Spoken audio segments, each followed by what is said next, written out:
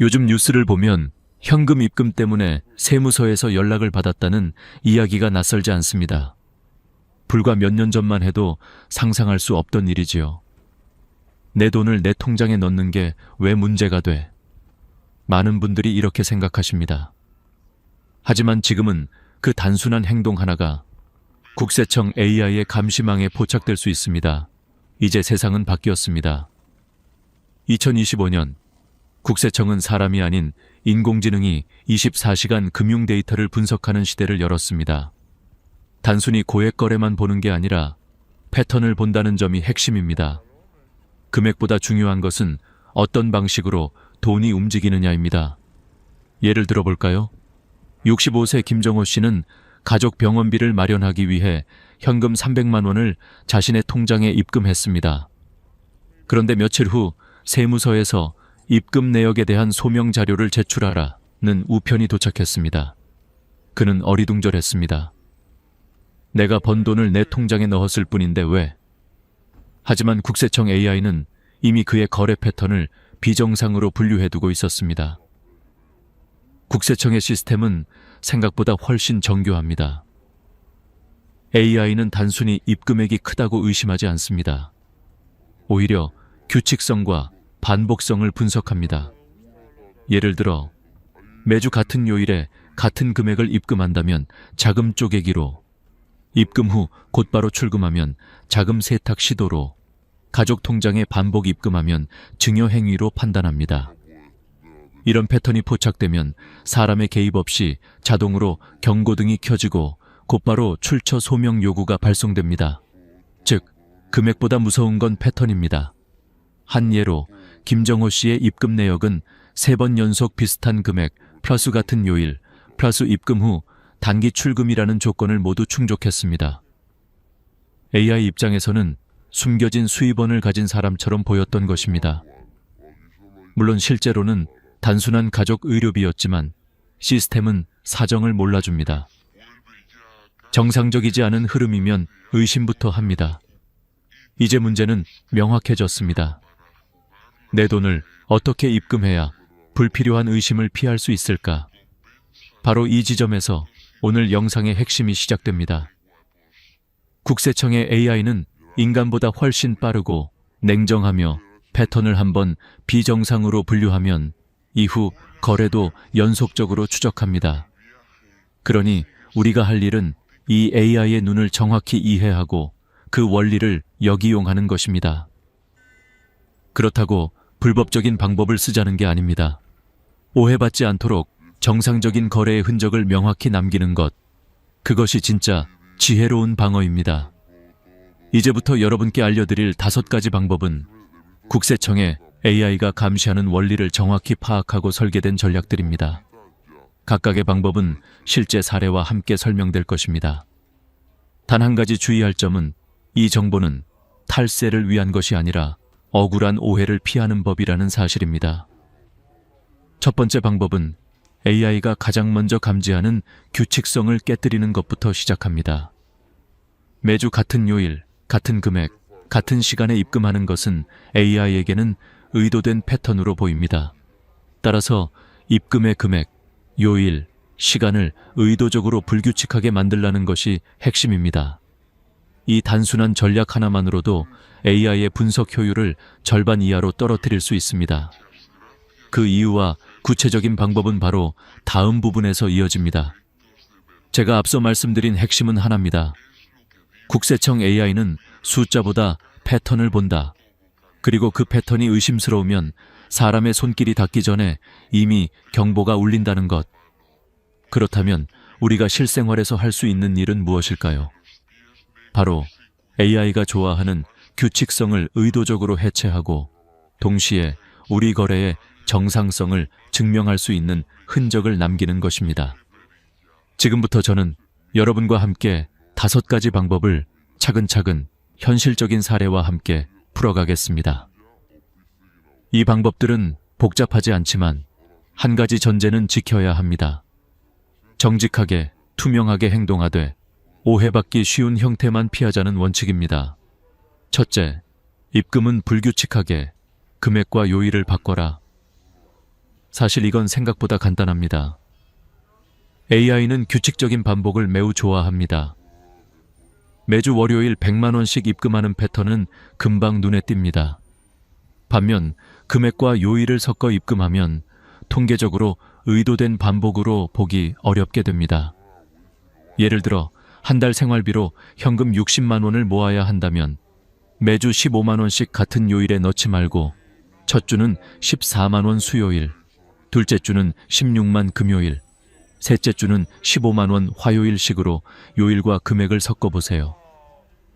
작은 변화만으로도 AI의 패턴 인식 확률을 크게 낮출 수 있습니다. 제 환자 중 한 분은 매달 같은 금액을 같은 요일에 입금하다가 불필요한 소명을 받으셨습니다.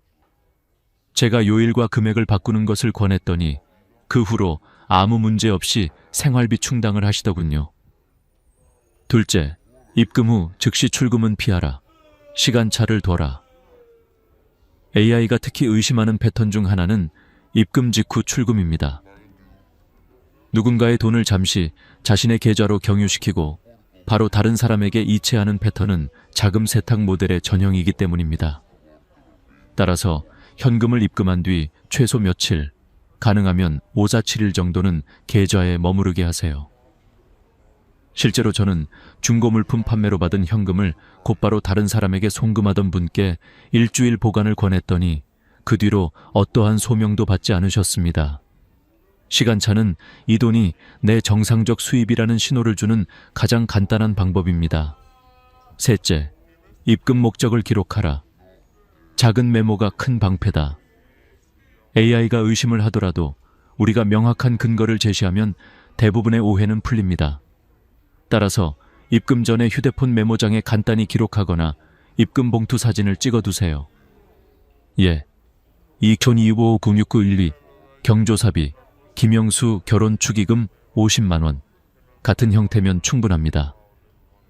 제 상담 사례 중 한 어르신은 손주 학원비를 대신 내주고 받은 현금을 바로 통장에 넣었는데 미리 교사와 주고받은 문자, 영수증 사진을 정리해 두었다가 소명 요청이 왔을 때 제출해 바로 해결한 적이 있습니다. 메모 한 줄이 여러분을 지켜줍니다. 넷째, 가족 간 거래는 차용증 형식으로 남겨라.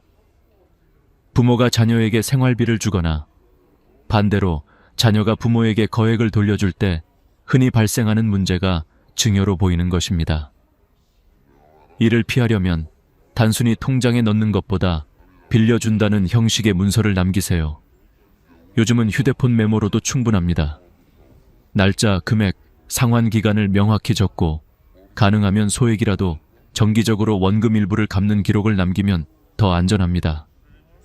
중요한 것은 형식뿐 아니라 실제 상환이 뒤따르는 것입니다.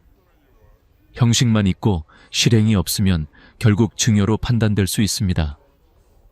다섯째, 간접 결제 수단을 보조적으로 활용하라. 단, 소액 중심으로. 제로페이, 충전형 선불카드, 간편결제 앱 같은 수단은 은행 계좌의 트래픽을 줄이는 데 도움이 됩니다. 예컨대 중고거래 대금 일부를 현금 대신 토스머니로 충전해 사용하면 은행 입출금의 반복을 줄일 수 있습니다. 다만 큰 금액을 한꺼번에 충전하면 오히려 눈에 띌 수 있으니 소액 위주로 빈도는 불규칙하게 사용하는 것이 바람직합니다. 이 방법은 보조 수단일 뿐 핵심은 언제나 투명성과 근거 자료입니다. 여기서 꼭 강조하고 싶은 한 가지는 어떤 방법을 쓰더라도 거짓 소명은 절대 금물이라는 점입니다. AI가 추적한 흐름과 우리의 설명이 맞지 않으면 더 큰 문제가 됩니다. 정직하게, 차분하게 증빙을 준비하는 습관이 가장 안전합니다. 또한 입금이나 큰 금액 처리 전에는 세무사와 상담하는 것이 최선입니다. 큰돈 한 번이 잘못되면 그 과정에서 겪는 스트레스와 시간, 비용은 되돌릴 수 없습니다. 이제 여러분께 현실적인 루틴 하나를 제안드립니다. 매달 현금이 필요할 것 같으면 한 달 단위로 인출 계획을 세우세요. 예. 매월 1일 50만 원, 15일 30만 원, 필요시 3제 7일의 시간차 두기, 입금 시 메모 남기기, 가족에게 줄 돈은 차용증 작성. 이렇게 규칙을 만들되 AI가 좋아할 만큼 규칙적이지 않게 소소한 변형을 섞어주세요. 규칙이 있으되 반복적이지 않게 패턴을 만들지 않되 정당성을 확보하는 것, 이 균형이 핵심입니다. 오늘 이 부분을 마무리하며 한 가지 사실을 다시 드리고 싶습니다. 국세청의 AI는 우리를 무작정 괴롭히기 위해 존재하는 것이 아닙니다. 탈세나 불법 자금을 막기 위한 장치입니다. 그러나 정상적으로 살아온 사람이 억울하게 휘말리지 않도록 최소한의 방어 지식을 갖추는 것은 우리의 권리이자 책임입니다.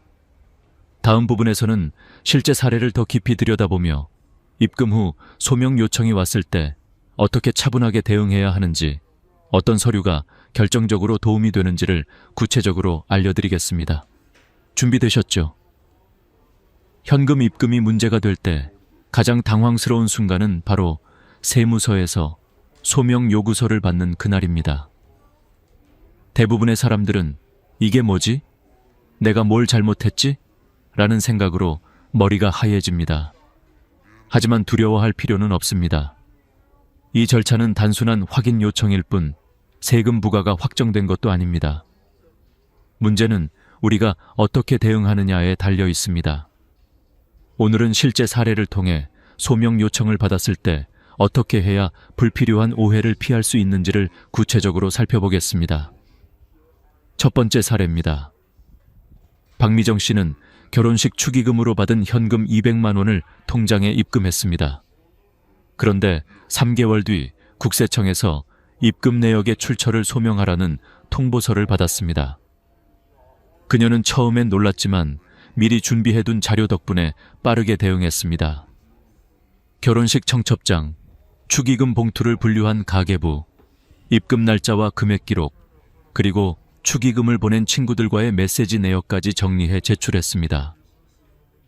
결과는 단 하루 만에 이상 없음 통보, 국세청 담당자조차 정리 잘하셨습니다 라고 말할 정도였다고 합니다.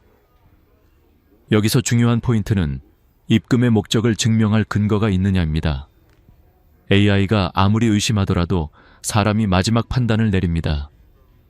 따라서 우리의 목표는 이 돈은 내 정상적 수입이다 라는 근거를 명확히 보여주는 것입니다. 두 번째 사례입니다. 70세 김창호 어르신은 자녀에게 300만 원을 생활비로 전달하기 위해 현금을 입금했습니다. 그런데 며칠 뒤 소명 요구가 날아왔습니다. 국세청 시스템은 가족 간 자금 이동을 증여로 간주했기 때문이죠. 다행히 김 어르신은 입금 전날 간단한 차용증을 작성해 두었습니다. 2025년 5월 10일 아들 김도현에게 생활비 명목 300만 원 대여 6개월 내 상환 예정. 이 문서와 실제 상환 내역 일부를 제출하자 국세청은 즉시 증여가 아닌 대여 거래로 인정했습니다. 이 두 가지 사례는 단순하지만 강력한 교훈을 줍니다. AI의 감시는 피할 수 없지만 오해는 예방할 수 있다. 그렇다면 실제로 소명 요청을 받았을 때 어떻게 행동해야 할까요? 첫째, 절대 두려워하지 말 것. 이건 범죄 혐의가 아니라 사실 확인 절차입니다. 둘째, 즉시 자료를 모을 것. 입금 시점의 메모, 문자, 영수증, 거래 명세서, 가족 대화 기록 등 가능한 모든 자료를 한 곳에 모아야 합니다. 셋째, 감정적인 대응은 금물. 내가 뭘 잘못했냐는 태도는 오히려 상황을 악화시킵니다. 이 돈은 이런 사유로 입금했습니다 라고 차분히 설명하면 대부분의 경우 며칠 내로 해소됩니다. 그리고 넷째, 세무사 상담을 받는 것이 가장 현명한 선택입니다. 전문가는 어떤 서류가 가장 설득력 있는지를 압니다. 가령 상속받은 돈이라면 상속세 신고서, 피상속인 사망진단서, 유언장 사본을 첨부하라고 알려줍니다. 부동산 매매 장음이라면 매매계약서와 법무사 수수료 영수증을 함께 제시하면 훨씬 신뢰도가 높습니다. 이런 세부적인 증빙의 완성도가 결과를 좌우합니다. 한 세무사는 이렇게 말했습니다. AI는 의심을 만들고 사람은 확신을 만든다. 즉, AI의 판단을 사람이 바로잡을 수 있도록 준비하는 게 우리의 역할입니다. 마지막으로 꼭 기억하세요. AI가 보는 건 돈의 출처가 아니라 패턴입니다. 하지만 사람이 확인할 때는 증빙의 진정성을 봅니다. 그러니 우리는 두 단계를 모두 대비해야 합니다. 패턴을 불규칙하게 만들어 AI를 피하고 기록을 남겨 인간의 판단에 대비하는 것. 이 두 가지가 합쳐져야 비로소 완벽한 방어가 됩니다. 이제 다음 단계에서는 만약 여러분이 큰 금액을 한 번에 입금해야 할 때 어떤 서류를 준비해야 하는지, 또 해외에서 가져온 현금을 입금할 때 어떤 절차를 밟아야 안전한지를 구체적으로 알아보겠습니다. 이제 한 걸음 더 들어가 보겠습니다. 많은 분들이 가장 불안해하는 순간이 바로 이겁니다. 큰 돈을 한 번에 입금해야 할 때 어떻게 해야 하나요? 정답부터 말하자면 출처를 증명할 준비만 되어 있다면 아무 문제 없습니다. 문제는 돈 자체가 아니라 그 돈이 어디서 왔는가를 명확히 설명하지 못할 때 생깁니다. 국세청의 AI 시스템은 금액보다 이전 패턴과의 연관성을 분석합니다. 평소에 월 50만 원 정도의 입금만 있던 계좌에 어느 날 갑자기 3천만 원이 들어오면 AI는 즉시 비정상 자금 유입으로 분류합니다. 하지만 그게 상속금, 부동산 매매 대금 혹은 보험금이라면 출처만 입증하면 그 즉시 문제가 해결됩니다. 그럼 구체적으로 어떤 자료가 필요할까요? 첫째, 상속받은 돈이라면 반드시 상속세 신고 내역과 피상속인 사망 진단서, 그리고 유언장 사본이나 가족관계 증명서를 준비해야 합니다. 국세청은 이 세 가지 서류로 금액의 출처를 거의 확실히 인정합니다. 만약 상속세를 이미 납부했다면 납세 영수증을 함께 첨부하면 더 완벽합니다. 둘째, 부동산 매매 대금이라면 매매 계약서, 부동산 중개 수수료 영수증, 법무사 위임 내역, 등기부 등본을 준비하세요. 특히 부동산 자금의 일부를 현금으로 받은 경우 계약서에 현금 일부 지급이라는 문구가 들어가야 합니다. 이 한 문장이 나중에 큰 방패가 됩니다. 셋째, 사업 관련 현금이라면 세금 계산서, 사업자 등록증 사본, 거래 명세표, 매출 장부를 증빙으로 제출하세요. 특히 자영업자분들이 소규모 현금 매출을 입금할 때는 반드시 거래 상대방의 사업자 정보를 함께 기록해 두는 것이 좋습니다. 단순히 매출대금 입금이라고만 적으면 신뢰도가 떨어지지만 식당 납품대금이라고 적으면 AI와 사람 모두 납득할 수 있습니다. 이 단계에서 중요한 건 금액의 크기가 아닙니다. 모든 돈에는 이야기, 스토리가 있어야 한다는 사실입니다. 그 돈이 어떤 이유로 누구에게서 언제 들어왔는지를 기록해 두는 습관이 여러분을 보호합니다. AI는 숫자를 보지만 사람은 이야기를 봅니다. 그리고 그 이야기를 만드는 게 바로 여러분입니다. 그 다음으로 많은 분들이 혼란스러워하는 부분이 바로 해외에서 가져온 현금입니다. 이 부분은 조금 더 엄격합니다. 외환거래법에 따라 미화 1만 달러, 약 1,300만 원을 초과하는 현금을 들여올 때는 반드시 세관에 신고해야 합니다.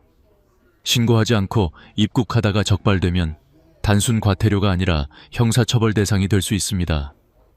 또한 해외 현금을 은행에 입금할 때는 반드시 출처 증명 서류를 제시해야 합니다. 예를 들어 해외 소득이라면 해외 급여 명세서나 세금 납부 증명서, 해외 예금 인출이라면 해외 은행 인출 내역서 혹은 해외 유산 상속 증빙 서류를 제출해야 합니다. 이 절차를 제대로 밟지 않으면 AI는 불법 외환 반입으로 의심할 수 있습니다. 결국 중요한 건 절차의 투명성입니다. 정상적인 돈이라면 떳떳하게 신고하고 증거를 남겨두면 됩니다. 이제 현실적인 조언을 하나 드리죠. 입금 금액이 크면 클수록 입금 전에 세무사에게 한 번만 물어보세요. 이 금액을 입금해도 문제가 없을까요? 어떤 자료를 미리 준비하면 좋을까요? 이 한 번의 상담이 향후 수개월의 불안과 오해를 막아줍니다. 제가 상담했던 한 60대 부부는 부동산 매매 장음 5천만 원을 바로 입금했다가 소명 요청을 받았지만 세무사 조언대로 매매 계약서와 송금 내역을 준비해두어 단 이틀 만에 해결했습니다. 그분의 말이 인상적이었습니다. AI보다 무서운 건 내 무지였어요. 이제 질문 하나만 던져볼까요? ATM으로 입금하면 안전하지 않나요? 많은 분들이 이렇게 오해합니다. 직원 눈을 피하니 안전할 거라고 생각하지만 사실은 정반대입니다.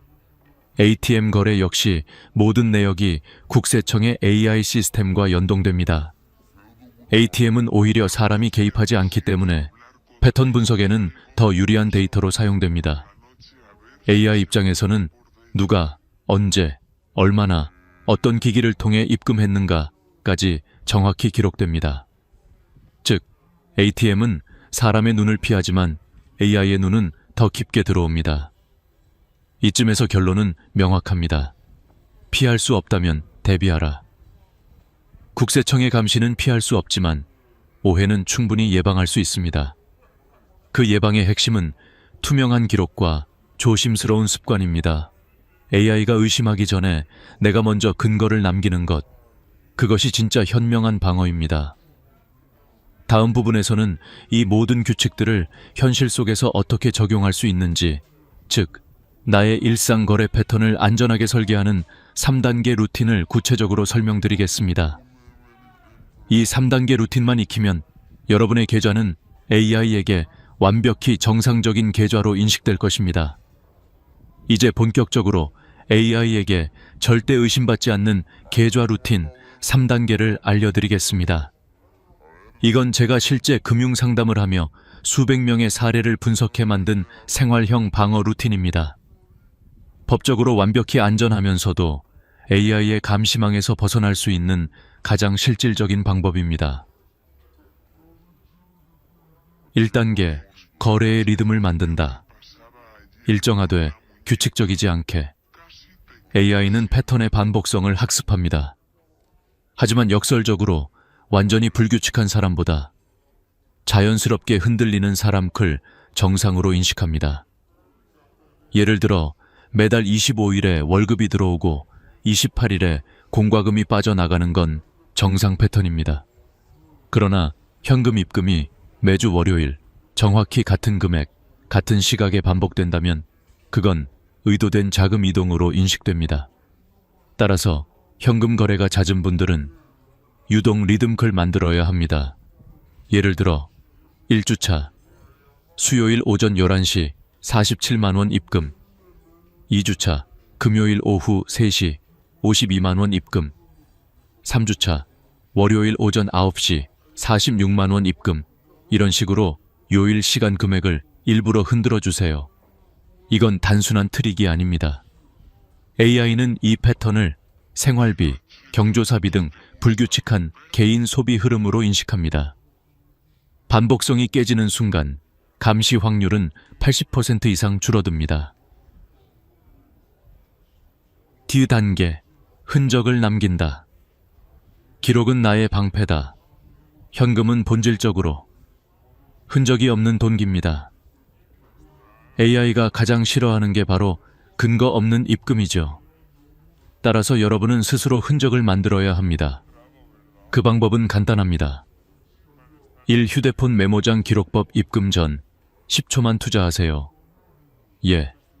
2025-17 병원비 납부 후 현금 잔액 60만 원 입금 2025-31 친구 빌려준 돈 상환받음 30만 원 입금. 이 영수증 사진 기록법, 경조사, 병원비, 개인 간 거래 등은 가능한 한 사진 1장만 남기세요. 휴대폰 갤러리에 입금 근거 폴더를 만들어 정리해두면 됩니다. 3통장 메모 활용법, 요즘 대부분의 은행 앱에는 입금 메모 남기기 기능이 있습니다. 이 한 줄이 소명 절차에서 결정적인 증거가 됩니다. 예.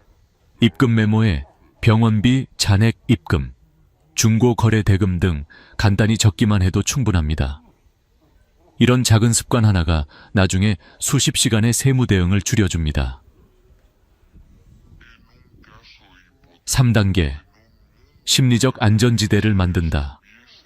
세무 불안 없는 마음 관리. 많은 분들이 국세청 AI 이야기를 들으면 괜히 마음이 불안해집니다. 혹시 나도 감시당하고 있는 건 아닐까? 하지만 기억하세요. 국세청의 목적은 벌을 주는 것이 아니라 정상 거래와 비정상 거래를 구분하는 것입니다. AI는 단지 데이터를 분류할 뿐 사람을 감시하지 않습니다. 따라서 가장 중요한 건 당당한 마음입니다. 내가 떳떳한 근거를 남겼다면 두려워할 이유가 없습니다. 국세청은 AI가 아니라 자료로 판단합니다. 저는 수백 건의 상담을 하며 깨달았습니다.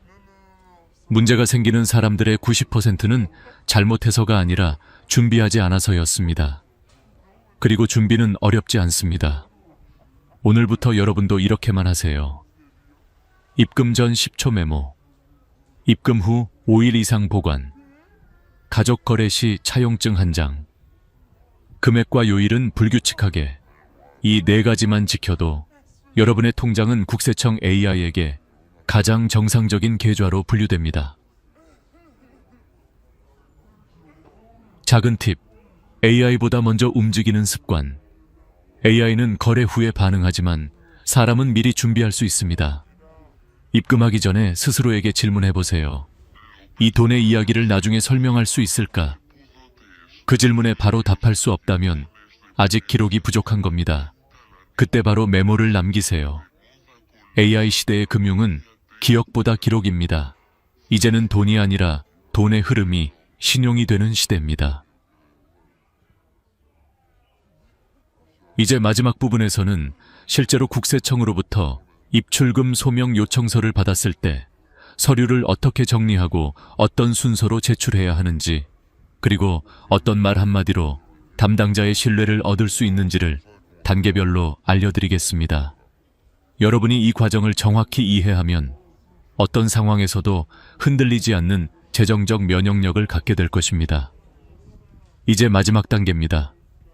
혹시라도 국세청에서 귀하의 계좌 입출금 내역에 대해 소명이 필요합니다 라는 문서를 받게 된다면 당황하지 말고 이 단계를 그대로 따라 하세요. 이건 단순한 세무조사 절차가 아닙니다. AI가 이상 패턴을 감지했을 때 사람이 한 번 더 사실관계를 확인하는 검증 과정일 뿐입니다. 즉, 대응만 잘하면 아무 일도 없습니다. 1단계, 즉시 감정을 멈추고 사실을 기록하라. 대부분의 사람들은 이 문서를 받는 순간 왜 나한테 이런 게 왔지? 내가 뭘 잘못했나? 하며 불안감부터 느낍니다. 하지만 세무 담당자는 여러분을 범인으로 보는 게 아닙니다. 단지 데이터상으로 설명이 필요한 거래가 있다고 판단했을 뿐입니다. 따라서 감정적으로 대응하지 말고 받은 순간 해야 할 일은 단 하나, 입금 내역의 이유를 정확히 적는 것입니다. 예를 들어 2025년 5월 2일 입금 200만 원, 결혼 축의금 잔액 입금. 2025년 6월 15일 입금 300만 원, 병원비 환급금 입금. 2025년 8월 3일 입금 500만 원, 아들에게 빌려준 돈 상환. 이렇게 적기만 해도 세무 담당자의 첫인상은 완전히 달라집니다. 이 사람은 거래를 투명하게 관리하는구나. 그 순간부터 이미 절반은 끝난 겁니다. 2단계, 3단 증빙 세트를 준비하라. 소명서에는 말보다 증거가 힘입니다. 이때 준비해야 할 3가지 기본 서류를 기억하세요. 1. 입금 관련 근거자료, 영수증, 거래명세서, 문자대화, 사진, 메모 등. 2. 자금 출처 확인서, 돈이 들어온 이유, 상속, 매매, 환급 등을 증명하는 서류. 3. 사용 내역 자료, 입금 후 그 돈이 어디로 흘러갔는지를 보여주는 자료, 출금 내역, 결제 영수증 등. 이 3가지가 한 세트로 있으면 세무 담당자는 더 이상 추가 질의를 하지 않습니다. 왜냐하면 AI는 패턴을 보고 의심하지만 사람은 흐름을 봅니다. 입금의 시작과 끝이 명확하면 그건 정상 자금으로 판정됩니다. 3단계. 세무사에게 한 번만 보여줘라. 이건 선택이 아니라 보험입니다. 전문가에게 단 한 번만 보여주면 불필요한 실수를 미리 막을 수 있습니다. 세무사는 국세청이 무엇을 의심하는지를 압니다. 그래서 여러분이 제출한 문서 중 불필요한 표현을 걸러주고 더 확실한 표현을 대신 써줍니다. 예를 들어 생활비 명목 입금보다는 가족 대여금 상환이 훨씬 명확합니다. 현금 보관분 입금보다는 퇴직금 잔액 입금이 설득력이 있습니다. 말 한 줄이 달라지면 결과가 달라집니다. 4단계. 제출 후엔 침묵이 최선이다.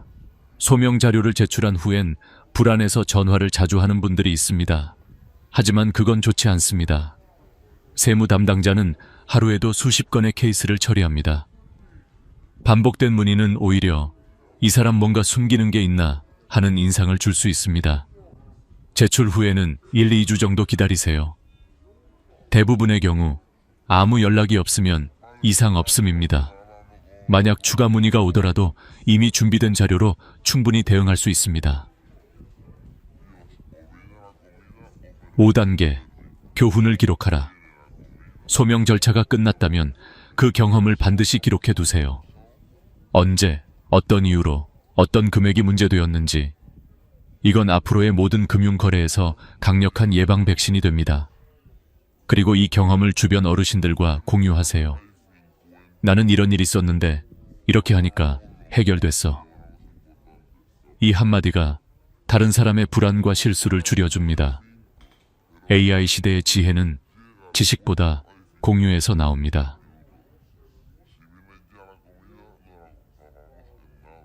이제 정리해볼까요? 오늘 우리가 이야기한 모든 핵심은 단 하나로 귀결됩니다. AI는 데이터를 본다. 사람은 태도를 본다. 투명한 태도, 꾸준한 기록, 그리고 당당한 대응. 이 세 가지가 여러분을 보호합니다. 돈을 지키는 가장 현명한 방법은 두려워하지 않고 준비하는 것. 국세청의 AI 감시는 피할 수 없지만 여러분의 지혜와 기록 습관이 있다면 절대 문제되지 않습니다. 여러분의 통장은 숫자가 아니라 신뢰의 증거입니다. 그리고 신뢰는 하루아침에 생기지 않습니다. 오늘의 작은 기록이 내일의 평안한 노후를 만듭니다. 끝으로 부탁드립니다. 이 영상이 도움이 되셨다면 좋아요와 구독, 그리고 공유를 눌러주세요. 당신의 한 번의 클릭이 누군가의 재정적 불안을 지켜낼 수 있습니다. 현명하게 벌고 지혜롭게 지키는 세상, 그 여정에 제가 함께하겠습니다. 지금까지 여러분의 금융 동반자 지혜마당이었습니다. 오늘도 안전하고 평안한 하루 되세요. 요즘 뉴스를 보다 보면 이상하게 마음을 붙잡는 한 문장이 있습니다. 지금 통장에 100만 원도 없는 노인이 급격히 늘고 있다. 그 말을 처음 들었을 때 나는 그저 남의 이야기라고 생각했습니다. 하지만 어느 날 새벽 내 통장 잔액을 보고 있던 내 손이 떨렸습니다. 숫자는 분명히 있었다. 그러나 그 숫자가 안전이 아니라 끝에 가까워지고 있다는 걸 직감했습니다. 그때부터였습니다. 정말 괜찮을까? 나도 저 통계 속 한 사람이 되는 건 아닐까? 이 생각이 머릿속을 떠나지 않았습니다. 나는 올해 72입니다. 젊은 시절 하루에 3번 일을 바꿔가며 살았습니다. 새벽엔 신문을 돌리고 낮엔 공장에서 밤엔 식당에서 접시를 닦았습니다. 돈을 벌면 아내와 아이들에게 주는 게 당연하다고 여겼습니다. 그땐 가족을 위해란 말이 모든 고생을 덮어주는 주문 같았죠. 그렇게 40년을 버텼습니다. 하지만 지금은 그 주문이 나를 가난으로 데려온 마법이었음을 뒤늦게 깨닫습니다. 얼마 전 오래 알고 지낸 친구 영철이에게서 전화가 왔습니다. 야, 요즘 어떻게 지내냐? 그의 목소리는 평소보다 낮고 거칠었습니다. 잠시 뜸을 들이더니 그가 말했습니다. 병원비 때문에 대출을 받았어. 이번 달엔 연금으로 이자도 못 내겠더라. 순간 아무 말도 할 수 없었습니다. 나 역시 비슷한 처지였으니까요. 우리는 둘 다 평생 열심히 일했는데 왜 이렇게 초라해졌을까? 밤마다 생각했습니다. 우리 세대는 왜 이렇게 됐을까? 누구보다 부지런했고 성실했고 가족을 위해 희생했다. 그런데 왜 남은 건 불안과 빚, 그리고 고독뿐일까? 그때 떠올랐습니다. 우리의 노후는 준비되지 않은 전쟁이었다. 평생 싸워왔지만 마지막 전장은 생각해 본 적이 없었던 거죠. 퇴직이 끝이 아니라 새로운 생존의 시작이라는 걸 그땐 몰랐습니다. 나와 같은 세대의 친구들, 이웃들, 형님들 모두 비슷했습니다. 퇴직금이 들어오면 먼저 자식 결혼, 전세 자금, 빚 갚기에 써버리고 정작 자기 노후를 위한 통장은 비워졌습니다. 그때는 그게 사랑이자 의무라고 믿었죠. 자식이 잘 되어야 부모가 편하다. 그 말은 지금도 귀에 생생합니다. 하지만 이제 돌아보면 자식의 행복을 위해 내 노후를 태웠던 그 순간들이 결국 내 삶의 안전망을 조금씩 갉아먹고 있었던 겁니다. 어느 날 저녁, 집 앞 공원 벤치에 앉아 노을을 보고 있었습니다. 옆에 앉은 노인이 말했습니다. 이 나이 되면 돈보다 잠이 문제야. 잠을 자도 마음이 편치 않거든. 나는 고개를 끄덕였지만 속으로는 다른 생각을 하고 있었습니다. 내겐 돈이 문제였습니다. 잠을 못 자는 이유가 불안이었으니까요. 그날 밤 불 꺼진 방 안에서 휴대폰 화면 불빛만 켜둔 채 잔액 조회를 눌렀습니다. 그 숫자가 이상하게 차갑게 느껴졌습니다. 내가 평생 쌓아 올린 시간보다 훨씬 작고 가벼운 숫자. 하지만 그 숫자가 내 노후의 무게였습니다. 그제야 알았습니다.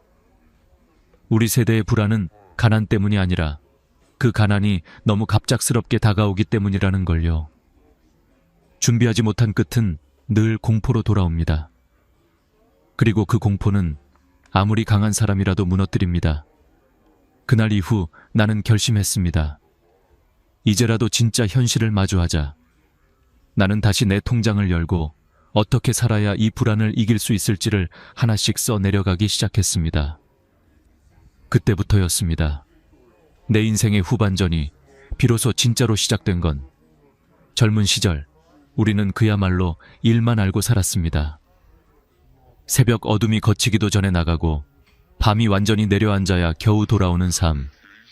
그렇게 30년, 40년을 보내는 동안 한 번도 내 인생이 어디로 가는가를 묻지 않았습니다. 왜냐하면 물을 여유조차 없었으니까요. 세상은 빠르게 변했고 우리는 늘 그 뒤를 쫓아야 했습니다. 내 인생의 대부분은 가족을 위해 쓰였습니다. 아이들의 학비, 결혼자금, 전세보증금, 그리고 부모님 제사비까지. 월급날 통장을 건네며 이번 달도 무사히 넘겼다는 안도감에 잠깐 미소 지었을 뿐 정작 내 이름으로 된 저축은 단 한 번도 자랑스럽지 못했습니다. 그땐 그게 당연한 줄 알았습니다. 아버지 세대는 가족을 위해 사는 게 미덕이다. 이 한 문장이 모든 걸 정당화했죠. 퇴직을 앞두고 처음으로 쉬어보자고 생각했을 때 마음 한켠이 이상했습니다. 일 없이는 살아본 적이 없었으니까요. 하지만 현실은 더 냉혹했습니다. 회사에서 떠난 그 다음 날, 세상은 나를 더 이상 필요로 하지 않았습니다. 전에는 매일 울리던 전화가 멈췄고 내 이름을 부르는 사람도 줄었습니다. 그리고 한 달, 두 달이 지나자 그 빈 시간이 공포로 변했습니다. 이제 나는 어디에 써야 할까? 그 질문이 가슴을 짓눌렀습니다. 주변을 보면 다들 비슷했습니다. 같이 퇴직한 친구들은 처음엔 여행도 가고 골프도 치며 인생 제2막을 즐겼지만 1년이 지나자 표정이 달라졌습니다. 통장이 빠르게 줄어드는 걸 느끼면서부터였습니다. 누구는 집을 팔았고 누구는 대출을 냈습니다. 그중 하나, 내 고등학교 동창인 병수는 어느 날 이렇게 말했습니다. 야, 우리가 평생 일했는데 왜 이렇게 불안하냐? 그 많던 세월의 노력은 다 어디로 간 거냐. 그 말이 오래 마음에 남았습니다. 돌이켜보면 우리 세대는 돈을 버는 법은 배웠지만 지키는 법은 배우지 못했습니다. 그리고 감정적으로는 강했지만 경제적으로는 무방비 상태였습니다. 자식이 대학만 가면, 결혼만 하면 이제 좀 편하겠지. 그렇게 스스로에게 위로했지만 현실은 달랐습니다. 아이들이 독립하고 나서야 깨달았죠. 이제는 도와줄 사람도 기대할 사람도 없다는 걸요. 어느 날 옆집 김어르신이 쓰러졌다는 소식을 들었습니다. 평생 공무원으로 일한 분이었는데 병원비 때문에 집을 팔고 월세로 옮겼다고 합니다. 그분이 남긴 말이 잊히지 않습니다. 평생 남을 위해 살았는데 마지막은 나 자신을 위해 살아야 하지 않겠니? 그 말이 내 마음을 깊이 찔렀습니다. 그래서 나도 그날부터 내 삶을 돌아보기 시작했습니다. 나는 계산기를 들고 그동안 벌었던 돈을 대충 합산해 봤습니다. 40년 동안 모은 월급과 보너스를 다 합치면 6억 원이 넘습니다. 하지만 지금 내 통장엔 400만 원이 전부입니다. 그 돈은 다 어디로 갔을까요? 자식 결혼, 부모 병간호, 경조사, 대출이자 모두 사랑이라는 이름으로 흘러나갔습니다. 사랑은 분명 아름답지만 한 가지 사실을 잊고 살았습니다. 사랑에는 방향이 있어야 한다. 그 방향이 언제나 나를 완전히 지워버리는 쪽이었다는 걸 이제야 깨달은 겁니다. 그 후로 나는 사람들을 유심히 보기 시작했습니다. 공원 벤치에서 혼자 도시락을 먹는 노인, 폐지를 줍는 아주머니, 지하철에서 잠든 어르신. 그들은 모두 한때 누군가의 부모였고 자식에게 헌신했던 이들이었습니다. 하지만 지금은 누구의 이름도 불리지 않는 존재로 남아 있었습니다. 그 모습 속에서 나는 나 자신을 봤습니다. 저 사람과 내가 뭐가 다르지? 정답은 없었습니다. 단지 시간 차이뿐이었죠. 그날 이후 나는 매일 아침 거울을 보며 다짐했습니다. 이제는 나를 위해 살아야겠다. 그게 이기심이 아니라 늦은 깨달음이라는 걸 믿으면서요. 그렇게 나는 내 인생의 두 번째 절반을 다시 쓰기 시작했습니다.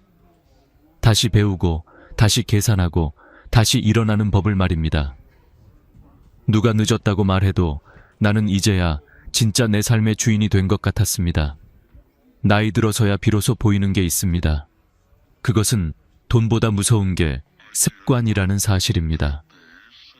평생 동안 익숙하게 믿어왔던 가치관이 내 노후를 무너뜨리고 있었다는 걸 깨닫는 순간 나는 오랫동안 손에 쥐고 있던 것들을 하나둘 내려놓기 시작했습니다.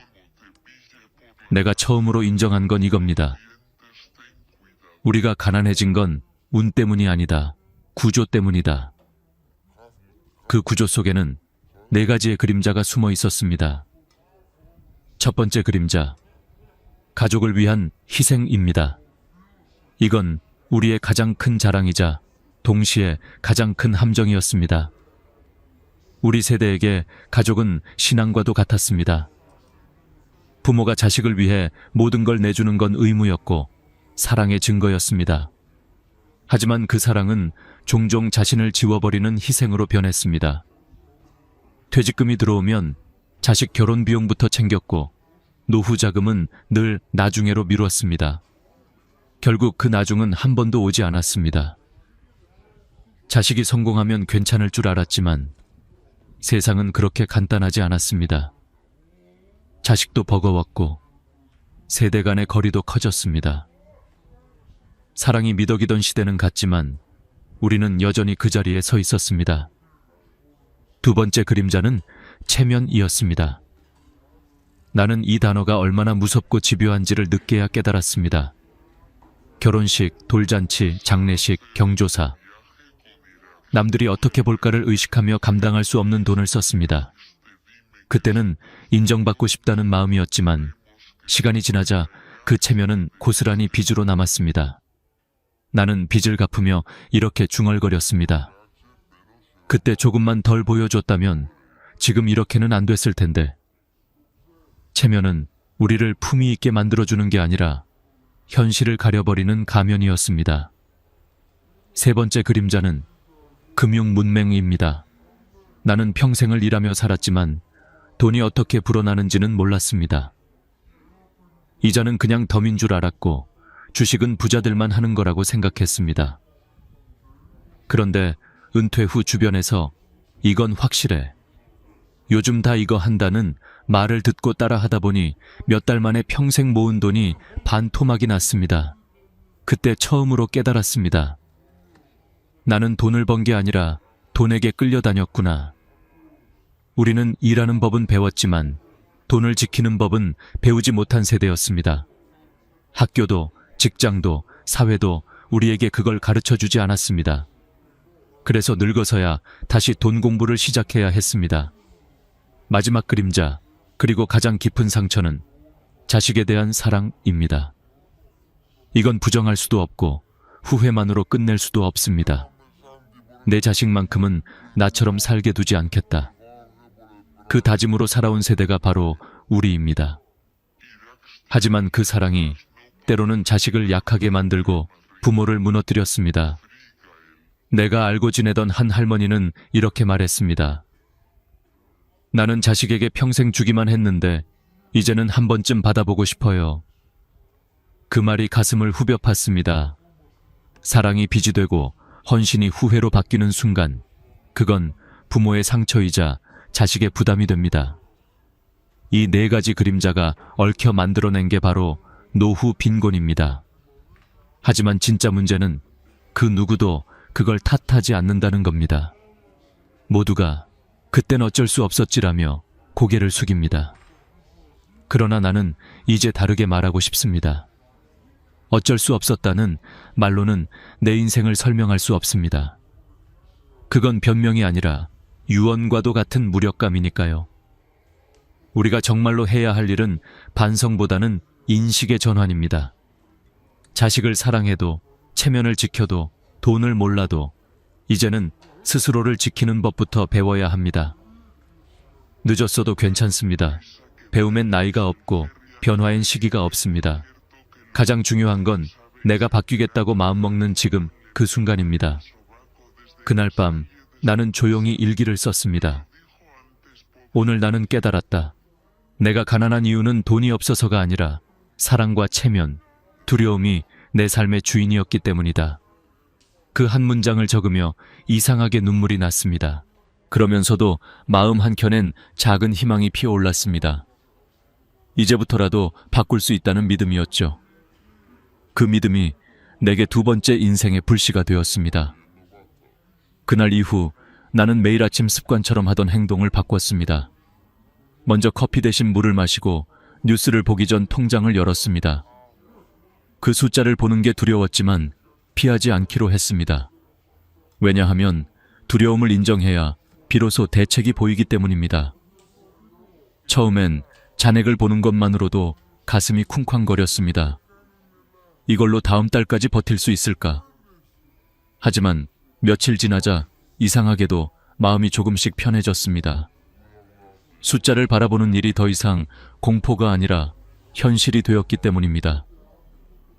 나는 작은 수첩을 하나 샀습니다. 표지엔 내 삶의 구조라고 적었습니다. 그리고 그 안에 모든 걸 적기 시작했습니다. 수입, 지출, 빚, 그리고 습관까지. 처음에는 숫자가 엉망이었습니다. 매달 들어오는 돈은 98만 원, 국민연금 45만 원, 아르바이트비 30만 원, 기타 용돈 23만 원. 하지만 나가는 돈은 130만 원이었습니다. 매달 32만 원의 적자. 그게 내 현실이었습니다. 그제야 보였습니다. 그동안 보지 못했던 새는 구멍들. 휴대폰 요금 8만 원, 보험료 12만 원, 경조사비 10만 원, 모임 회비 5만 원.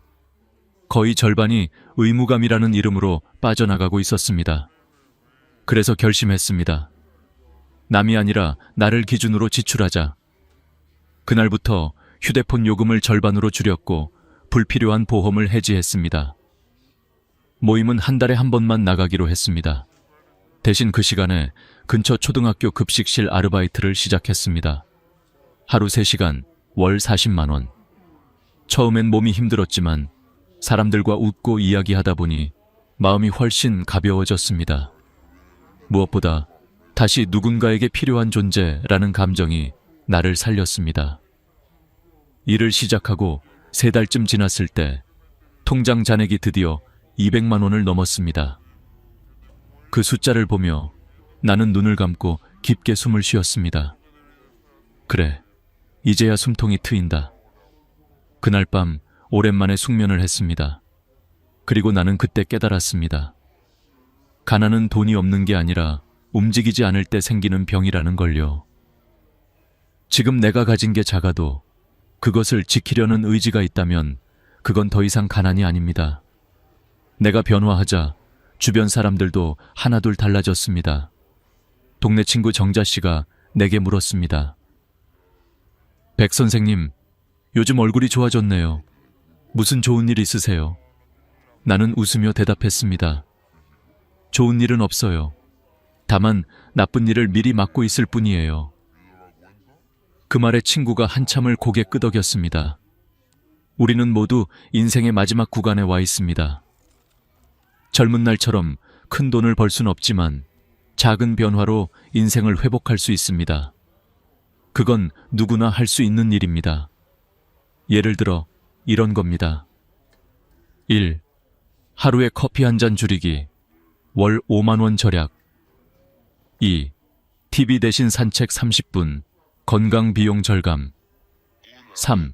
자동이체 해지 후 직접 결제. 불필요한 소비 방지. 이 사소한 습관들이 쌓이면 그것이 노후의 안전망이 됩니다. 내가 이 과정을 통해 얻은 가장 큰 깨달음은 이겁니다.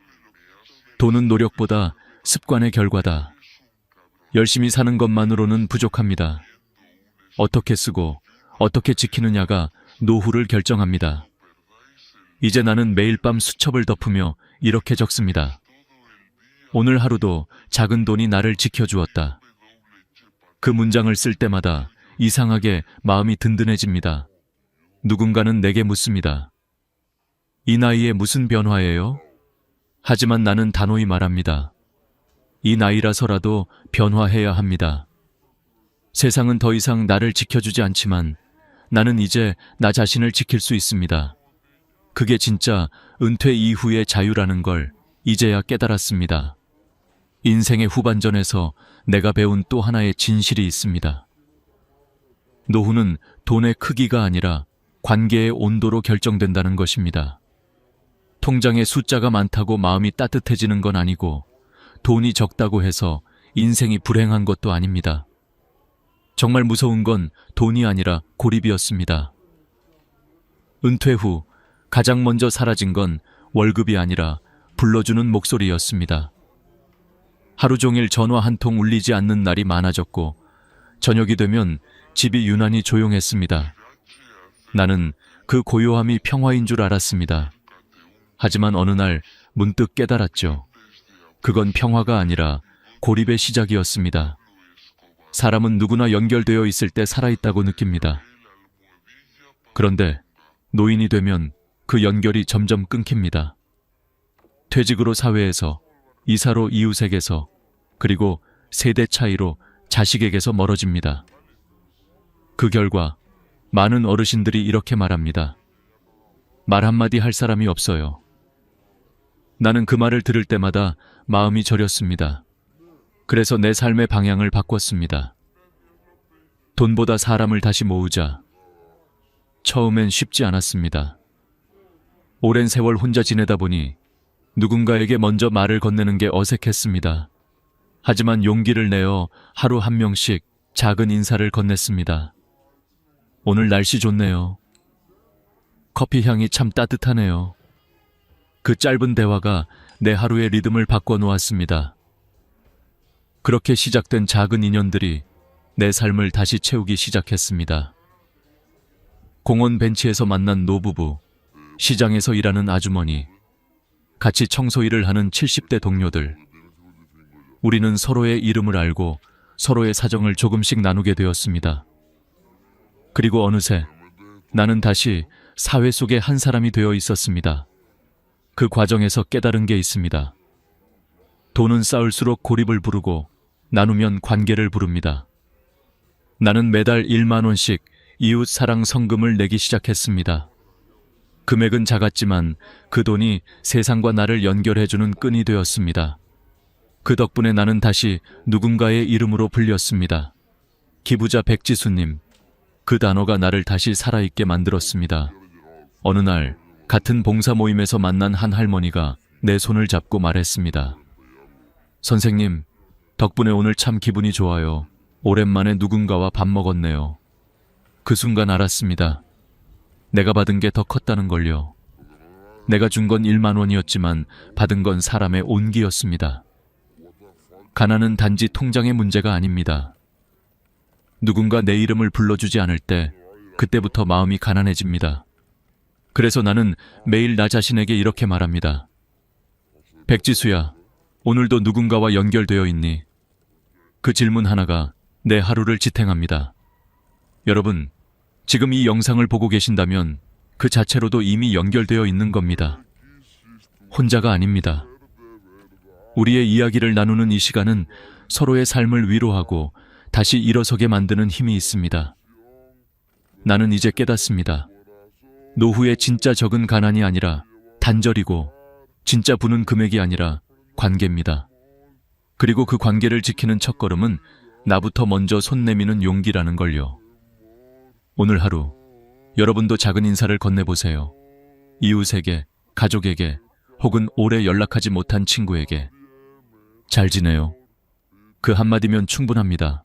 그 말이 누군가의 하루를 밝히고 당신의 마음을 따뜻하게 할 겁니다. 인생의 마지막 계절에 필요한 건 크고 화려한 재산이 아니라 내 이름을 기억해주는 단 한 사람입니다. 그 한 사람이 있다면 그건 이미 성공한 노후입니다. 이제 나는 노후를 두려움이 아니라 배움의 시간으로 받아들입니다. 젊은 시절엔 앞만 보고 달렸지만 지금은 멈춰서 뒤를 봅니다. 그 안에는 후회도, 감사도, 그리고 깨달음도 함께 있었습니다. 그중 가장 깊게 남은 건 이 한 가지입니다. 돈보다 중요한 건 마음의 자세다.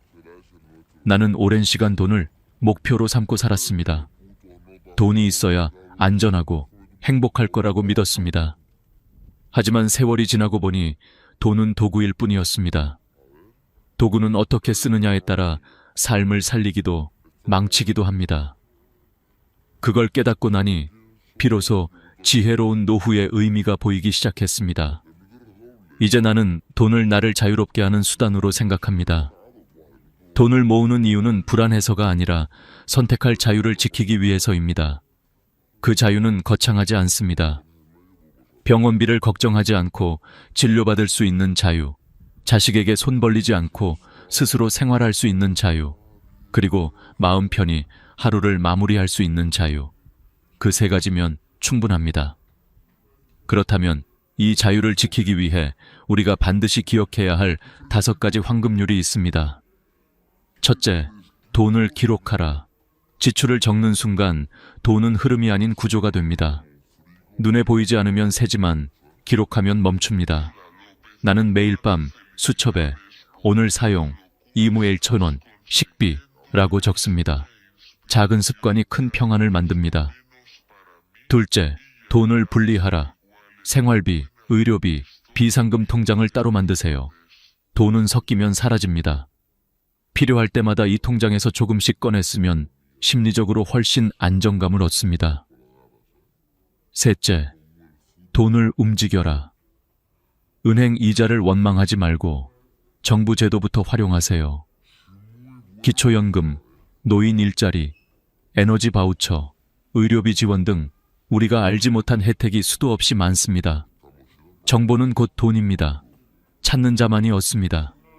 넷째, 돈보다 사람을 남겨라. 돈은 쓰면 줄지만 관계는 나눌수록 늘어납니다. 도움을 주는 손보다 도움을 줄 수 있는 사람이 되면 그 자체가 가장 큰 부자입니다. 다섯째, 돈으로 마음을 지켜라. 돈이 나를 흔들지 않게 감사와 절제가 중심이 되는 습관을 가지세요. 나는 매일 아침 이렇게 다짐합니다. 오늘도 돈보다 마음이 크길. 이 5가지를 꾸준히 실천하면 노후의 불안은 어느새 사라지고 삶은 훨씬 단단해집니다. 물론 쉽지는 않습니다. 하지만 포기하지 않는 한 반드시 바뀝니다. 나는 이제 매일 아침 햇살이 들어오는 순간 스스로에게 인사합니다. 백지수, 오늘도 잘 버텼다. 이제는 누가 나를 인정해주지 않아도 괜찮습니다. 왜냐하면 나는 내 인생의 마지막을 스스로 지켜내고 있으니까요. 그리고 여러분께 꼭 전하고 싶은 말이 있습니다. 지금 통장에 얼마가 있든, 지금 나이가 몇이든 당신의 인생은 아직 끝나지 않았습니다. 지금 이 순간 현실을 직면하고 한 걸음만 내디디면 그게 바로 인생의 새로운 시작입니다. 우리가 살아온 세대는 늘 주고 참으며 버텼습니다. 그건 약함이 아니라 강함의 증거입니다. 이제는 자신을 위해 그 강함을 써야 할 때입니다. 오늘 이 이야기가 여러분의 마음에 작은 불빛이 되어주길 바랍니다. 그 불빛이 어둠 속에서도 방향을 잃지 않게 해줄 겁니다. 그리고 그 불빛들이 모이면 우리 세대 전체가 다시 따뜻하게 빛날 수 있습니다. 여러분, 이제 자신에게 이렇게 말해주세요. 나는 늙은 게 아니라 여전히 배워가는 중이다. 그 말 한마디가 인생의 마지막 계절을 가장 아름답게 만들어줄 겁니다. 오늘 이 영상을 끝까지 들어주신 모든 분들께 진심으로 감사합니다. 이 이야기가 마음에 닿았다면 더 많은 어르신들이 이 사실을 알 수 있도록 좋아요와 구독, 알림 설정 꼭 눌러주세요. 여러분의 작은 클릭 하나가 누군가의 인생을 바꿀 수 있습니다. 다음 시간에는 100세 시대, 일하지 않아도 버티는 노후 재정 구조를 더 구체적으로 알려드리겠습니다.